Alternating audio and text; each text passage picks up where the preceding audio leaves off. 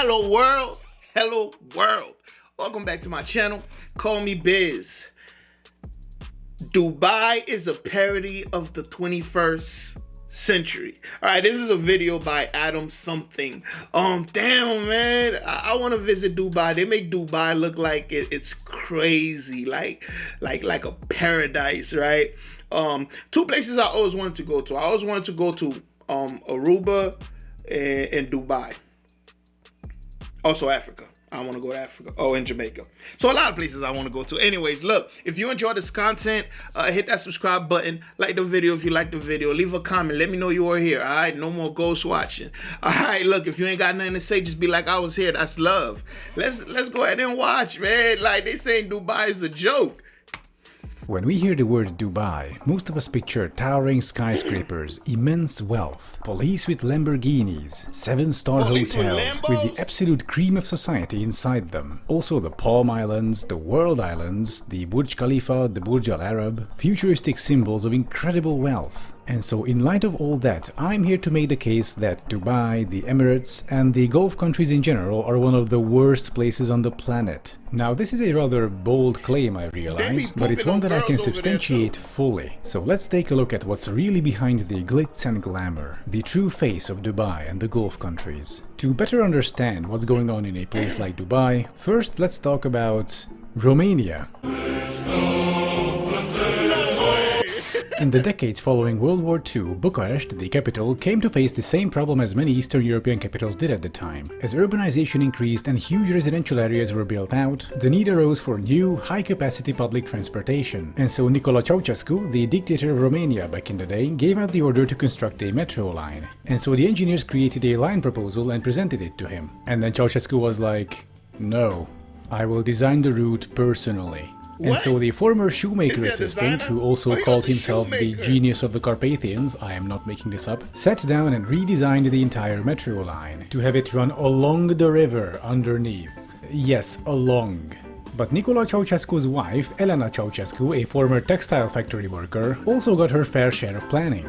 Reportedly, when the planners presented the final version of the metro line to the Ceausescu couple, Elena Ceausescu reportedly asked why the metro would stop inside the inner city at Piața Romana, inquiring what kind of factories there are. The planners told her there aren't any factories, but there is the Bucharest University of Economics where there are lots of students. Hearing that, Elena Ceausescu reportedly said, "Students? They've gotten fat. They grew a belly. They should walk. No station at Romana, let them walk." And so, since Nicolae Ceausescu added nothing to that and nobody else dared to oppose his wife, the station was axed from the plans. But of course everyone outside of the dictator power couple knew that this was fucking stupid. And so the engineers, having enough foresight, decided to build the station in secret, banking on the fact that they would need to build a station there anyway due to future public pressure. And they were correct. The end result was this ridiculous and dangerously narrow station, since the engineers couldn't build a normal station hall, since they had to disguise their little secret project as regular tunnel boring. And so the moral of the story is, smooth brain dictator plus construction equals dumb shit. And boy, what a perfect segue this is to the video's actual subject, Dubai. Dubai! The city of Dubai is a fucking joke. It's a tasteless parody of everything wrong with modern humanity. And so why do I say that? Let's go through it, shall we? The monument to idiocy. Now, in my video about skyscrapers, I have already talked about the Burj Khalifa. It's a big dumb tower of glass and steel stuck in the middle of the desert, serving no other purpose than a petrodollar-fueled dick measuring contest. And the building even has its own poem about itself. Like seriously, how pretentious can you get? I am the life force of collective aspirations and the aesthetic union of many cultures. I simulate dreams, stir emotions, and What the hell is that noise? Oh no, it's the poop trucks. Yeah, did you know that the Burj Khalifa isn't connected to its sewage system? So every single day a huge line of poop trucks have to queue up next to the building and suck out all the poop. So Amar's ambition and Dubai's shining dream included the world's tallest skyscraper but not a sewer system. And besides, I talked about this before in the skyscrapers video, there's actually not much point to building a skyscraper. Like the only situation where it might make sense is when you're physically out of space. But trust me, Dubai does not have this problem, which ties into the next suspects. Soon to be Atlantis. Is it because it's so close to the water? Dubai's Palm Islands are the OG symbols of the city. The construction of the first one, the Palm Jumeirah, started in 2001, if you can believe that. And according to Google's satellite images, it's still not finished, it's still getting built out. And just for good measure, let's take a look at what they actually built here. I mean, these things do look nice from space, but what are they really, from up close and personal? Well, the stem is an 8-lane urban freeway, and the leaves are just individual suburban streets. Oh, and there's also a monorail in the middle. Oh, and between The Point and Nakheel Mall, there are no stations. So then, how do people living on the leaves get on this thing? Well, it's a rhetorical question, of course. Just like the real suburbs in America, this thing was built around cars. And the second palm, the Jebel Ali, will be more the same. And then there are the World Islands, of course, which are just a complex of tiny islands for the ultra-rich and their villas. And oh my god, this looks outright post-apocalyptic, Jesus Christ. Oh, and there's a third palm under construction if the two weren't enough. Oh, and by the way, the sand they use for the palms is not desert sand. They can't use it because the grains are too big. Instead, they have to get the sand from the seafloor. And they achieve this by sucking it up with these big tanker ships. And also annihilating acres of marine life in the process. Oh, and by the way, these palm islands were built on top of natural coral reefs, which they just ended up basically burying. Oh, and according to NASA measurements, all these islands are sinking at a rate of 5 millimeters per year. And by the way, have you heard about this thing called the rising sea levels? According to the Environment Agency Abu Dhabi, under the most severe climate change scenario, nearly all of Dubai, including the Palm Islands, would be underwater. Alright, so let me get this straight. You had all the money and power in the world to create anything, and you have paid money to annihilate a coral reef to build a sinking suburb on top of it. Perhaps I treated you too harshly. And here's the kicker about these islands. That's right, I'm still not done. Why build them on the sea to begin with? I mean, you have the desert. You have all the space you will ever need. So why not just build the palms inverted into the land? You know, having the actual body of the palm not out of sand but out of water. It would look just as impressive from space, and it wouldn't even demolish all the aquatic life. Hang on a second, they did do something like this already, just below the palm tree. And oh no, these are American-style suburbs? Oh man. I can't believe it. They took the worst urbanism practices from the US and they implemented it one-to-one. And we actually have all the circles of urbanism hell in here. Copy-paste housing, cul-de-sacs, giant highways cutting through the area, no public transportation, a 12-lane arterial road, Jesus Christ. 12 and so this will be our segue to... Yo, bring that to Georgia! There's a Futurama.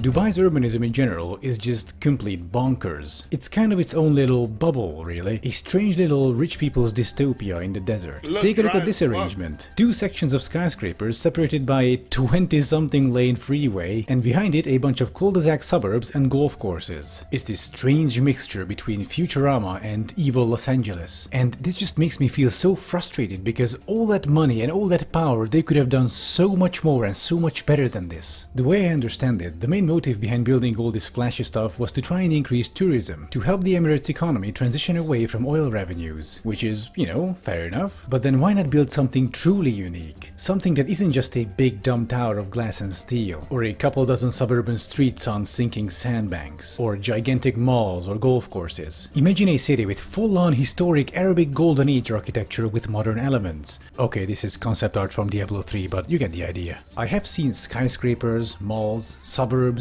urban freeways, or golf courses before. What I haven't seen is a historical or at least historicist Arab city. That would be a great way of spending all those petrol dollars, or at least a better way, I would say. And that might even attract a more quality crowd instead of the oligarchs, trust fund babies, and Novo-rich idiots. Okay, that's a bit unfair, but Dubai right now is not exactly a haven of intellectualism, so to speak. By the way, did you know that only 10% of the Emirates population is actually Emirati? The other 90% being immigrants and expats. Well, actually, they're all immigrants. It's just that white people came up with this word expat, so they don't have to call themselves immigrants abroad because that word is reserved for brown people. Speaking of which...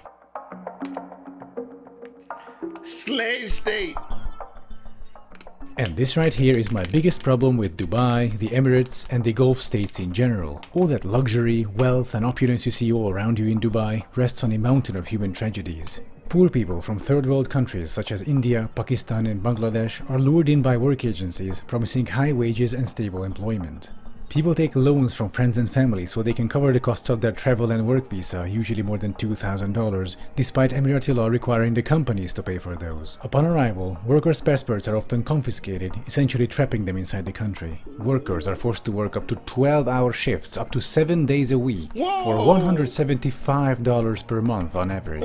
Wage arrears are common, many workers not receiving money for months on end. To quote from a Human Rights Watch report, the impact on workers whose wages are withheld for even 1 month is very serious. They immediately fall into arrears on the death they owe recruiting agencies in their home countries. They incur additional interest, and they are unable to send money home for their families who depend on their income earned in the Emirates. In some cases, the non-payment of wages means that workers do not have money to buy food or basic goods and end up borrowing money just to survive. The COVID epidemic only made things worse. That and the oil price crashing left many workers jobless. Consequently, many were abandoned by their former employers. They now spend their days in half-abandoned worker camps on the outskirts of the city. Only volunteers and their food donations standing between them and starvation. A Guardian article quotes a construction worker called Hassan. He says, "Guests on and off visit and give something, but when nobody comes, we have to starve. We have nothing." All this just a few kilometers away from the 7-star hotels, the world's tallest skyscraper, the world's biggest mall, and the golf courses for rich foreigners.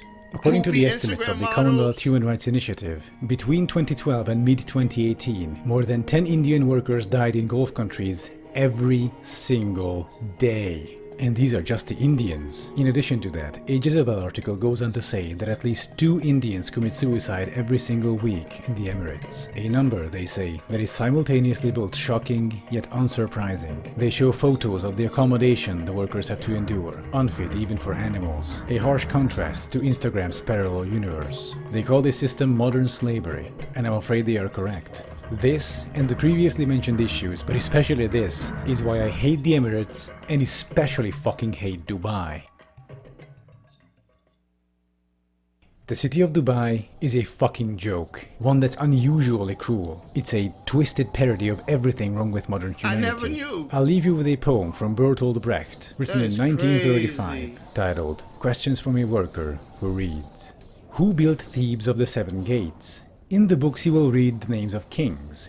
Did the kings haul up the lumps of rock? And Babylon, many times demolished, who raised it up so many times?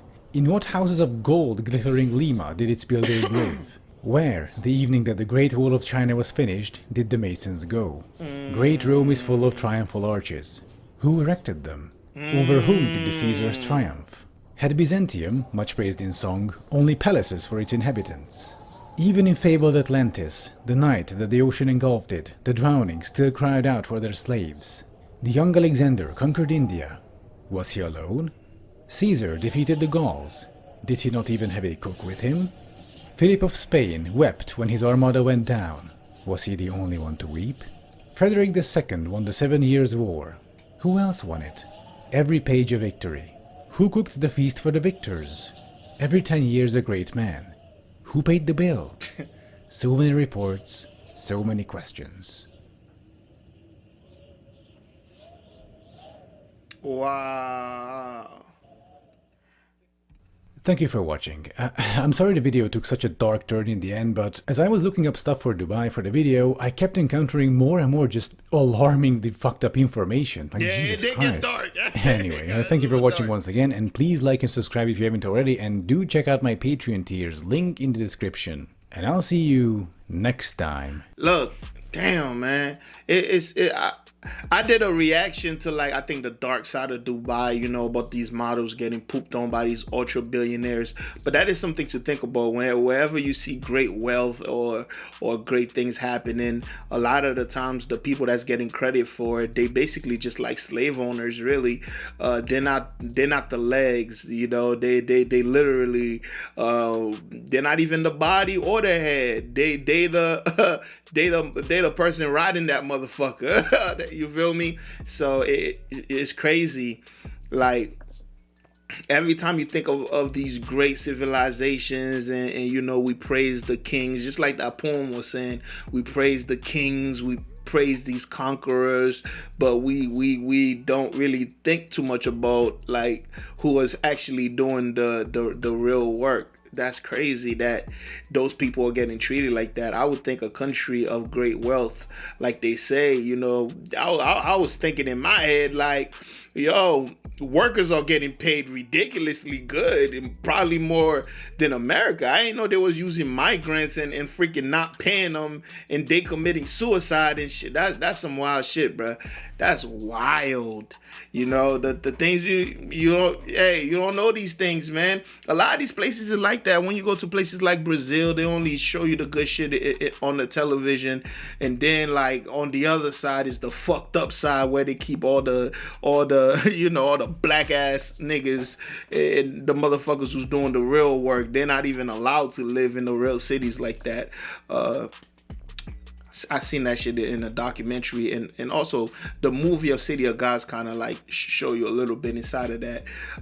When I started seeing things like that, I'm like, yo, there's black people in Brazil, and I'm like, oh shit. And then when you really figure out what's going on and like the indigenous people of over there, but it's not just Brazil, it's all of these places, bro. It's fucking crazy. Damn, it makes you kind of think about where you want to spend your money. But I ain't gonna lie, still, I don't want to visit Dubai. Not as much as before watching this, but I still kind of do. Lord forgive me. I'll see y'all in the next one, and guess what? You better be there. Peace.